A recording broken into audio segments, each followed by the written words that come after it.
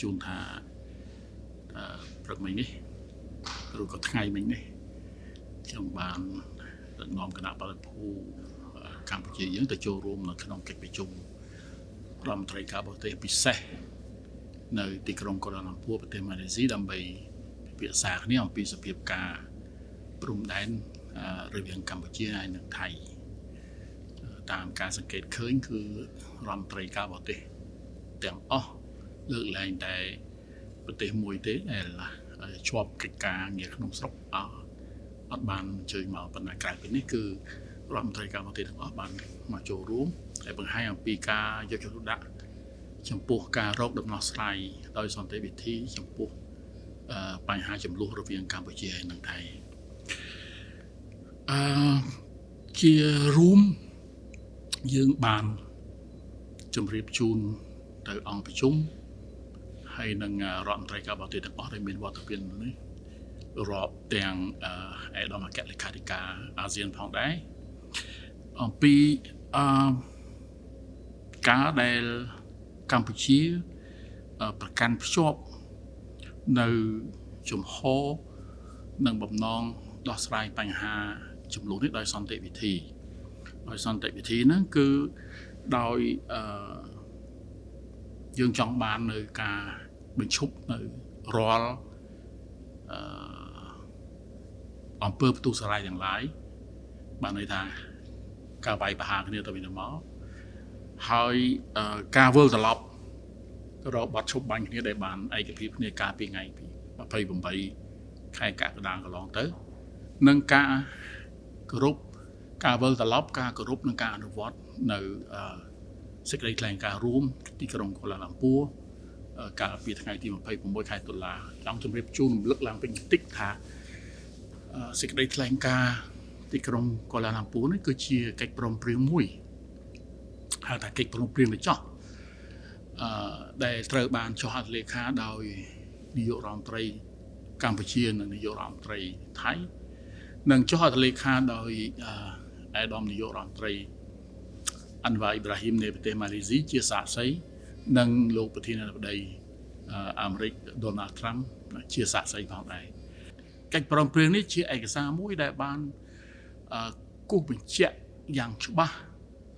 អំពីគោលការណ៍ទាំងឡាយនៃការដោះស្រាយចំនួនដោយសន្តិវិធីផ្អែកលើច្បាប់អន្តរជាតិផ្អែកទៅលើសន្ធិសញ្ញាអនុសញ្ញានិងកិច្ចព្រមព្រៀងទាំងឡាយដែលបានឯកភាពគ្នាកន្លងទៅហើយជាឯកសារដែលបានរៀបរាប់អំពីជំហាននិងយើងហៅថាវិធានការនានាដើម្បីកាត់បន្ថយនៅភាពតានតឹងពង្រឹងនៅជំនឿទុកចិត្តគ្នាទៅវិញទៅមក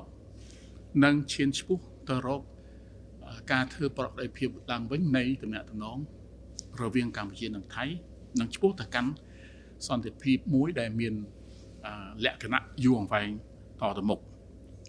នៅក្នុងកិច្ចប្រជុំនេះគឺយើងបានអរគុណប្រទេសម៉ាឡេស៊ីដែលជាប្រធានអាស៊ានហើយជាពិសេសអរគុណឯកឧត្តមអាន់វ៉ាអ៊ីប្រាហ៊ីមនាយករដ្ឋមន្ត្រីប្រទេសម៉ាឡេស៊ីចំពោះកិច្ចខិតខំប្រឹងប្រែងរបស់ម៉ាឡេស៊ីនិងកិច្ចប្រឹងប្រែងផ្ទាល់របស់គាត់នៅក្នុងការខិតខំទាញយក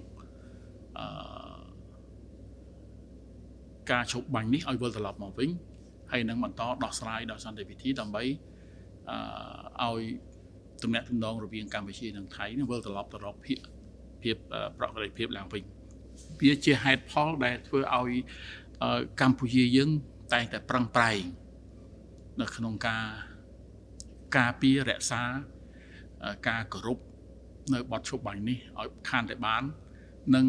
គោរពអនុវត្តនៅសេចក្តីថ្លែងការណ៍រួមទីក្រុងកូឡាឡាំពួរដែលខ្ញុំបានជម្រាបជូននេះគឺថាជាឯកសារដែល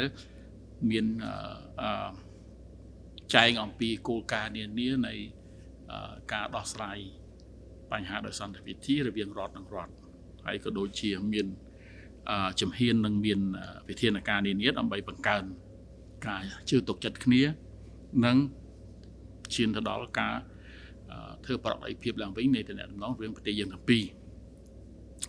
ដើម្បីសម្ដែងនៅសុឆន្ទៈរបស់យើងដែលជាសុឆន្ទៈមួយមានសុគតភាពជារហូតរៀងមកនៅពេលដែលមានការផ្ទុះអាវុធជាលើកទី2នេះពីថ្ងៃទី7ខែធ្នូយើងនេះប្រទេសម៉ាឡេស៊ីបានធ្វើសំណើមក3ដងដើម្បីឲ្យមានការវិលត្រឡប់ទៅរកបទឈប់បាញ់ហើយឯកឧត្តមប្រធានាធិបតី Donald Trump ក៏បានធ្វើសំណើមកដូចគ្នាដែរម្ដងអញ្ចឹងកម្ពុជាទាំង4ដងនោះបានទទួលយកភ្លាមមិនបងអង្គយូរទេប៉ុន្តែភាគីថៃទៅវិញទេដែលបានមិនបានទទួលយកនៅសំណើរបស់នាយករដ្ឋមន្ត្រីម៉ាឡេស៊ីនិងសំណើរបស់ប្រធានាធិបតីត្រាំនេះក្នុងការដេញបញ្ឈប់នៅការប្រយុទ្ធគ្នានេះប៉ុន្តែយ៉ាងណាក៏ដោយបន្ទាប់ពីបានលើកហេតុផលទាំងអស់ហើយគឺខ្ញុំបានលើកអំពីជំហររបស់កម្ពុជាដែលមកចូលកាន់កិច្ចប្រជុំនេះដោយមានគោលដៅមួយច្បាស់លាស់គោលដៅនេះគឺដើម្បីបញ្ឈប់នៅទុក្ខវេទនារបស់ប្រជាជនដើម្បីបញ្ឈប់ការប្រយុទ្ធដែលបំផ្លិចបំផ្លាញទ្រព្យសម្បត្តិប្រជាជនបំផ្លិចបំផ្លាញហេដ្ឋារចនាសម្ព័ន្ធផ្សេងនោះហើយស្វែងរកជាមួយគ្នានៅមាគ៌ាមួយនៅផ្លូវមួយឆ្ពោះទៅកាន់សន្តិភាពមួយដែលមានលក្ខណៈយូរអង្វែងមិនមែនសម្រាប់តែកម្ពុជាប៉ុណ្ណោះទេតែសម្រាប់តំបន់ទៀតផងដោយហេតុនេះហើយខ្ញុំបានលើកសំណើដល់រដ្ឋមន្ត្រីការបរទេសទាំងអស់ដែលមានមុខនៅទីនោះគឺស្នើ3យ៉ាងទី1ឲ្យគាត់អំពាវនាវឲ្យមានការឈប់បាញ់គ្នាការឈប់ប្រយុទ្ធជាបន្ទាន់ហើយខ្ញុំបានលើកទៀតថាបើមានការឯកភាពអញ្ចឹងកម្ពុជាអាចស្នើថាភាគីទាំងពីរហើយខ្ញុំសូមសង្កត់ធ្ងន់ទៅលើពាក្យនេះថាភាគីទាំងពីរគឺអាចឯកភាពគ្នាចាប់ផ្ដើមនៅការបញ្ឈប់ការបន្ទុះសារាយគ្នានេះចាប់ពីម៉ោង10យប់នេះតទៅខ្ញុំលើកថាភាគីទាំងពីរដោយសារតែបទឈប់បាញ់មួយមិនមែនធ្វើតែឯកតោភាគីទេវាតែគឺថាឈប់វាយគ្នាបានទាំងសងខាងបានវាមានការឈប់បាញ់គ្នានេះហើយបើឲ្យបខំឲ្យភាគីតែមួយ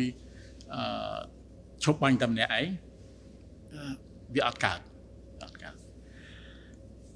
ហើយជាមួយនឹងការឈប់បាញ់នេះគឺវិលត្រឡប់មករកបទឈប់បាញ់ដែលយើងបានឯកភាពគ្នាពីថ្ងៃ28ខែកក្កដានិងវិលមករកសេចក្តីប្រកាសរួមទីក្រុងកូឡាឡាំពួរថ្ងៃទី26ខែតុលាទី2ខ្ញុំក៏បានស្នើឲ្យអង្គប្រជុំទាំងមូលអំពាវនាវឲ្យមានការវិលត្រឡប់មកវិញរបស់យោធាទាំងសងខាងកម្លាំងយោធាទាំងសងខាងទៅកាន់ទីតាំងដើមរបស់ខ្លួនរៀងខ្លួនមុនពេលដែលចំនួននេះបានកើតឡើងហើយសំខាន់មួយទៀតគឺអនុញ្ញាតឲ្យប្រជាជនស៊ីវិលដែលធ្លាប់រស់នៅតាមតំបន់ព្រំដែននេះហើយដែលបានរត់ចេញដោយសារតែខ្លាចប៉ះពាល់ដោយសារសង្គ្រាមនេះគឺអនុញ្ញាតឲ្យអ្នកទាំងអស់នោះវិលត្រឡប់ទៅកាន់គេហដ្ឋានរបស់ខ្លួនដោយកាលពីមុនសង្គ្រាមនេះផ្ទុះឡើងហើយទី3គឺដោះស្រាយបញ្ហាចំនួនតែតាមវិធីសន្តិភាពតែប៉ុណ្ណោះដោយសន្តិវិធីតែប៉ុណ្ណោះមិនប្រើប្រាស់កម្លាំងហើយស្របតាមច្បាប់អន្តរជាតិស្របតាមអនុសញ្ញាសន្ធិសញ្ញានិងកិច្ចព្រមព្រៀងដែលយើងមានរួមជាមួយគ្នានេះគឺជាបញ្ហាសំខាន់ ហើយយើងសង្កត់ធ្ងន់ទៅលើការវិលត្រឡប់ទៅរកសេចក្តីប្រកាសរួមទីក្រុងកូឡាឡាំពូវិញហើយទីបញ្ចប់ក៏ខ្ញុំបានរំលឹកទៅដល់អង្គប្រជុំដែរថាទាហានយើង18នាក់ត្រូវបានចាប់ឃុំខ្លួនដោយខុសច្បាប់អញ្ចឹងសូមឲ្យអង្គប្រជុំគឺថារួមគ្នាគឺថាអំពាវនាវឲ្យមានការដោះលែងទាហានរបស់យើងទាំង18នាក់នេះហ្នឹងអញ្ចឹងគឺជាការដែលអ្វីដែលខ្ញុំបានលើកនៅក្នុងកិច្ចប្រជុំនេះជាចំណុចសំខាន់ដែលខ្ញុំបានលើកក្នុងកិច្ចប្រជុំនេះជាចំហបន្តទៅទៀតរបស់កម្ពុជាបើយើងផ្អែកមើលទៅលើលទ្ធផលនៃកិច្ចប្រជុំនេះតើលទ្ធផលនៃកិច្ចប្រជុំនេះវាជាលទ្ធផលយ៉ាងដូចម្តេចយើងឃើញថារដ្ឋមន្ត្រីការបរទេសទាំងអស់របស់អាស៊ានគឺបានគាំទ្រនៅការដោះស្រាយចំនួនដោយសន្តិវិធីអំពាវនាវឲ្យមានការវិលត្រឡប់ទៅរកបាត់ឈប់បាញ់ថ្ងៃទី28អំពាវនាវឲ្យវិលត្រឡប់ទៅរកការគោរពនិងការអនុវត្តនៅសេចក្តីប្រកាសរួមទីក្រុងកូឡាឡាំពូថ្ងៃទី26ខែតុលានេះជាចំណុចមួយធំជាចំណុចមួយសំខាន់ដែរហើយក៏អំពាវនាវឲ្យប្រទេសទាំងពីរកម្ពុជានិងថៃដោះស្រាយចំនួនរបស់ខ្លួនដោយសន្តិវិធីអង្គប្រជុំក៏បានចែករំលែកនៅសមានចិត្តនិងមរណទុក្ខចំពោះជនរងគ្រោះទាំងឡាយដោយសារតែសង្គ្រាមនេះហើយក៏បានសម្ដែងនៅកង្វល់នៃអំពើហិង្សាដែលកើតឡើងហើយក៏បានសម្ដែងនៅសមានចិត្តចំពោះប្រជាជនដែលត្រូវភៀសខ្លួនត្រូវភៀសសឹកហើយមកដល់ម៉ោងនេះគឺថាជិត1លាននាក់រួចទៅហើយទាំងសងបើរាប់ទាំងសងខាងនៃព្រំដែនរបស់យើងហើយក៏អ្វីដែលជាចំណុចមួយសំខាន់ដែរគឺអង្គប្រជុំបានអំពាវនាវឲ្យមានការអនុញ្ញាតឲ្យប្រជាជនដែលបានភៀសសឹកនោះវិលត្រឡប់ទៅកាន់គេហដ្ឋានដើមរបស់ផ្ទះសម្បែងដើមរបស់គាត់វិញហើយបានប្រកបមុខរបរជាធម្មតារបស់គាត់ឡើងវិញហើយអង្គប្រជុំក៏បានលើកអំពីគោលការណ៍នៃច្បាប់អន្តរជាតិការរស់នៅដោយសន្តិវិធីជាមួយគ្នាការដោះស្រាយបញ្ហាចំនួនប្រកបទៅដោយស្ថិរភាពយូរអង្វែងហើយក៏ទាំងអស់នេះបើយើងមើលទៅជាចំហរបស់កម្ពុជាតែម្ដងវាស្របជាមួយនឹងចំហរបស់កម្ពុជាតែម្ដងហើយអង្គប្រជុំបានចេញនៅសេចក្តីប្រកាសសេចក្តីថ្លែងការណ៍មួយរបស់ប្រធានអាស៊ានដែលឆ្លុះបញ្ចាំងអំពីលទ្ធផលនៃកិច្ចប្រជុំនេះដូចខ្ញុំបានរៀបរាប់មកនេះអញ្ចឹងបានប៉ុណ្ណេះហើយយើងត្រូវយល់ថាទាំងកិច្ចប្រជុំទាំងលទ្ធផលទាំងសេចក្តីថ្លែងការណ៍របស់ប្រធានអង្គប្រជុំរបស់ប្រធានអាស៊ាននោះគឺមានលក្ខណៈជានយោបាយមានលក្ខណៈជានយោបាយកិច្ចប្រជុំនេះមិនមែនជាការកាត់សេចក្តីអីទេដែលមានលក្ខណៈផ្លូវច្បាប់ចាប់បង្ខំឲ្យមកខាងធ្វើចេះធ្វើអញ្ចោះក៏ប៉ុន្តែ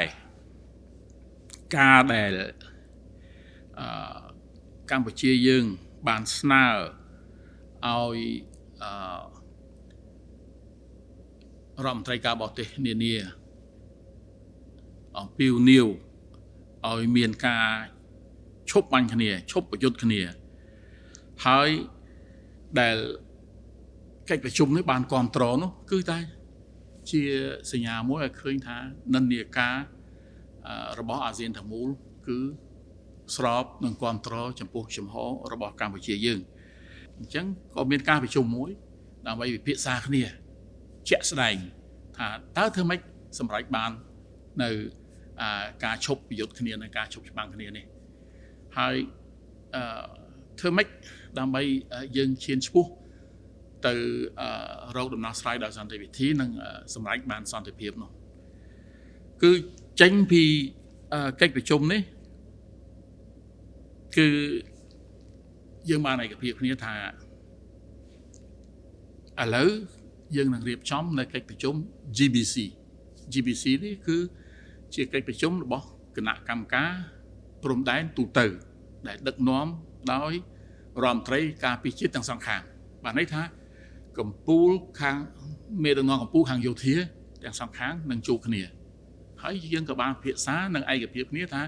នៅថ្ងៃទី24ខាងមុខនេះចង្ខានស្អែកនេះនឹងមានកិច្ចប្រជុំ GBC នេះហើយដែលនឹងជួបគ្នាដើម្បីពិភាក្សាអំពីការអនុវត្តបទឈប់បាញ់និងការត្រួតពិនិត្យការអនុវត្តបទឈប់បាញ់នេះព្រោះថាយើងមានបទឈប់បាញ់យើងត្រូវមានការត្រួតពិនិត្យហើយស្អីដែលសំខាន់ដែរនោះគឺឯកភាពគ្នានិយាយគ្នាថាយើងត្រូវកាត់បន្ថយនៅភាពតានតឹងអញ្ចឹងខ្ញុំក្នុងនាមកម្ពុជាក៏បានស្នើថាពីនេះទៅដល់ថ្ងៃប្រជុំយើងធ្វើម៉េចបកលក្ខណៈអំណោយផលទៅដល់ការប្រជុំនេះដើម្បីឲ្យកិច្ចប្រជុំនេះមានលទ្ធផលវិជ្ជមានសម្រាប់ប្រទេសយើងទាំងពីរនេះគឺយើងបានឯកភាពគ្នាយ៉ាងដូចនេះអញ្ចឹងតទៅមុខទៀតកម្ពុជាត្រូវធ្វើអីខ្លះឥឡូវយើងមានការសម្រេចខាងនយោបាយនេះមួយហើយដែលគ្រប់គ្រងនៅដំណើរការដោយសន្តិវិធីប្រកាន់នៅភាពអត់ធ្មត់ជាអតិបរមានិងធ្វើយ៉ាងម៉េចដើម្បីឈានឆ្ពោះទៅរកការចរចាឲ្យសន្តិភាពវិលត្រឡប់មកវិញនោះអានេះវាជាផ្នែកការទូតមួយជំហានវិជ្ជមានផងដែរហើយជាមួយនឹងការដែលខាងយោធានឹងប្រជុំគ្នានៅពេលខាងស្អែកនេះយើងក៏ត្រៀមលក្ខណៈដើម្បីបន្តនៅកិច្ចប្រឹងប្រែងរបស់យើងខាងផ្នែកការទូតយើងនឹងប្រើប្រាស់គ្រប់មធ្យោបាយទាំងអស់គ្រប់ច្រកល្ហកទាំងអស់ផ្នែកការទូតមិនថាទ្វេភាគីមិនថាពហុភាគីមិនថាទទួលបាននៅការជួយសម្រុះសម្រួលពីខាងក្រៅទេយើងទទួលយកទាំងអស់ពីព្រោះនេះគឺជាវិធីដែលល្អបំផុតដើម្បីដោះស្រាយបញ្ហាដោយសន្តិវិធីជាមួយគ្នាព្រោះយើងអត់ចង់ច្បាំងទេយើងមិនជ្រើសរើសផ្លូវយោធានោះទេអញ្ចឹងយើងនឹងខិតខំអញ្ចឹងក្នុងក្របខ័ណ្ឌអាស៊ានក្តីដូចថ្ងៃមិញតាមរយៈការសម្រុះសម្រួលពីភាគីខាងក្រៅក្តីឬក៏តាមមធ្យោបាយណាផ្សេងទៀតក្តីហើយអ្វីដែលយើងចង់បានគឺបញ្ឈប់ការប្រយុទ្ធគ្នាបញ្ចប់នៅទុក្ខវេទនារបស់ប្រជាជនការស្លាប់ទាំងសងខាងមិនថាយោធាមិនថាប្រជាជនរងរបួសការខូចខាតបាត់បង់ទ្រព្យសម្បត្តិហើយការត្រូវបង្ខំភៀសខ្លួនចេញពីផ្ទះសម្បែងរបស់ខ្លួនហើយវិលត្រឡប់ទៅរកការចរចាគ្នាវិញការកសាងទំនុកចិត្តរវាងគ្នាទៅវិញទៅមកឡើងវិញហើយទីចុងបំផុតគឺសំខាន់ឲ្យប្រជាជនយើងដែលភៀសខ្លួននេះបានវិលត្រឡប់ទៅកាន់ផ្ទះសម្បែងរបស់គាត់វិញនេះគឺជា